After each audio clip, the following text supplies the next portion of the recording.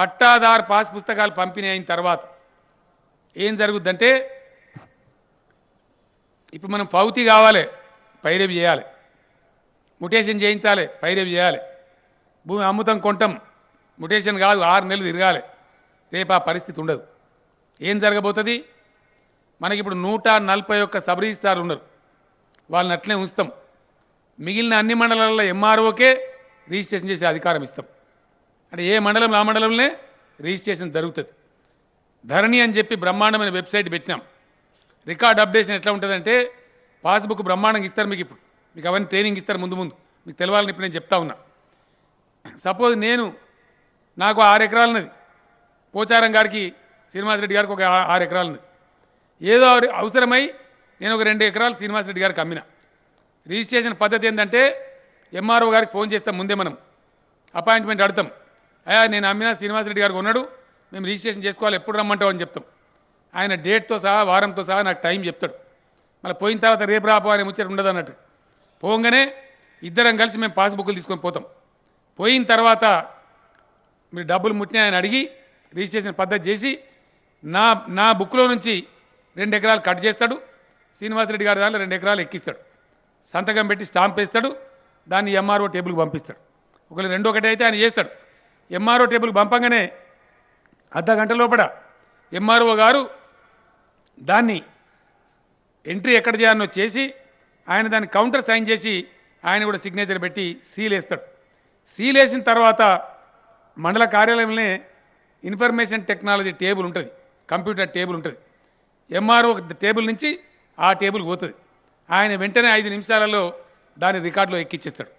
అంటే ఒక చిన్న గ్రామంలో వికారాబాద్ జిల్లాలో తాండూరు నియోజకవర్గంలో ఒక పెద్దేములు మండలంలో మారుమూల గ్రామంలో జరిగే రిజిస్ట్రేషన్ కూడా 2 గంటల లోపల న్యూయార్క్లో ఉన్నవాడు అమెరికాలో కూడా చూసేటువంటి పరిస్థితి వస్తుంది.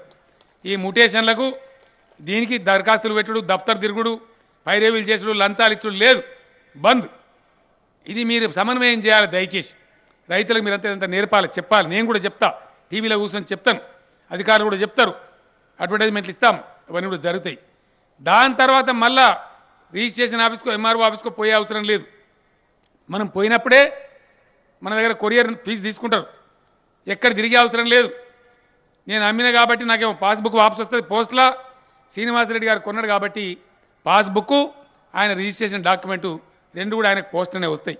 ఇలా పాస్పోర్ట్ ఏ విధంగా వస్తుందో ఇంటికి, ఆ విధంగా మన పాస్బుక్లు కానీ రిజిస్ట్రేషన్ కాగితాలు కానీ మన ఇంటికే పోస్టులో వస్తాయి. దరఖాస్తులు లేవు, దండాలు పెట్టు లేదు, దఫ్తర్ల చుట్టూ తిరుగులు లేదు, ఎవరిని భయపడే అక్కర్లేదు. ఈ పద్ధతి మంచిదేనా? ఇది జరగాలన్నా అందరం కలిసి జరిగించాలి. ఇంకోటి చెప్తున్నా, చేసి ఒక రోజు ఆలోచన చేసిండు అనుకో, ఒక డే రోజుకు 1000 రూపాయలు ఫైన్, ఒక రోజుకి టాప్తే. అర్థమైందా? ఎంఆర్ఓ గారు ఆయన టేబుల్ మీద పంపకుండా ఆపిండు అనుకో 1000 రూపాయలు ఫైన్. ఇన్ఫర్మేషన్ టేబుల్ కూడా ఆపిండు అనుకో, వాహన్ కూడా ఆపితే వానికి 1000 రూపాయలు ఫైన్. ఎవరు ఆపితే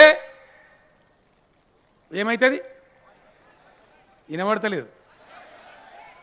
ఎంత ఫైను? రోజుకు 1000 రూపాయలు. ఇక ఆగుతుందా? దెబ్బని ఆగితే జీతం డుల్లా, ఇంటికాడ దెబ్బలు పడాలి. కాబట్టి ఆగే ప్రశ్న లేదు. వాటికి లంచం పోవాలి, దండం పెడితే పోతుంది. సిస్టమ్ దేవాలి, ఆలోచన చేయాలి. రేపు అన్ని రంగాలు కూడా ఇదే విధంగా చేసుకుంటాం. నన్ను చాలామంది అన్నారు, నువ్వు ఉద్యోగస్తుల జీతాలు ఎక్కువ ఇస్తున్నావు. తప్పకుండా పెంచుతాం, వాళ్ళు కూడా కడుపుంటే తినాలి.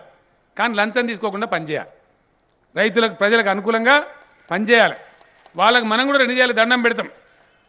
మనం కట్టే ట్యాక్స్ నుంచే వాళ్ళకి జీతం కాబట్టి 10 రూపాయలు జీతం ఎక్కువ ఇద్దాం, వాళ్ళకు కూడా కడుపుంటే అన్నం పెట్టుకుందాం, అందరం గౌరవంగా బతుకుదాం. కాబట్టి ఈ విధంగా సిస్టమ్స్ తేవాలి. ఫస్ట్ స్టెప్లో మార్చి నెలలోనే ఏ రోజు నుంచి స్టార్ట్ అవుతుందో ఆ రోజు నుంచి ఈ విధానం అమల్లోకి వస్తుంది. రైతులకు పెద్ద యాతన తప్పుతుంది. ఇంకోటి దీని వెంబడి ఇంకో మాట కూడా మీకు చెప్పాలి. రైతు చనిపోతాడు, విఆర్ఓకు డ్యూటీ ఉంటుంది. అదే రోజు చనిపోయిన రైతు యొక్క భార్య మొదటి వారసురాలు ఆమెనే కాబట్టి ఆ భార్య వివరాలు ఎంఆర్ఓ ఆఫీస్కి రిపోర్ట్ చేయాలి. ఆ రోజు కానీ లేదా నెక్స్ట్ డే కానీ రిపోర్ట్ చేయాలి. ఆ అమ్మాయి ఫోటో వివరాలు మంచి రిపోర్ట్ చేయాలి. వెంటనే ఎంఆర్ఓ ఇన్ఫర్మేషన్ వచ్చిన గంట లోపల భూమిని ఆమె పేరు మీద పౌతీ చేసేయాలి, మ్యుటేషన్ చేసేయాలి. ఇది కూడా చట్టంలో తెస్తున్నాం. ఇది ఆపినోడు ఎవడాపితే మనకి 1000 రూపాయల ఫైన్ ఆడ కూడా ఉంటుంది. కాబట్టి దరఖాస్తులు లేవు, దండబెట్టులు లేదు, తిరుగులు లేదు. ఈ విధమైన సరళీకృత విధానం రైతాంగానికి చాలా లాభం చేస్తుంది. మంచిదేనా ఇది?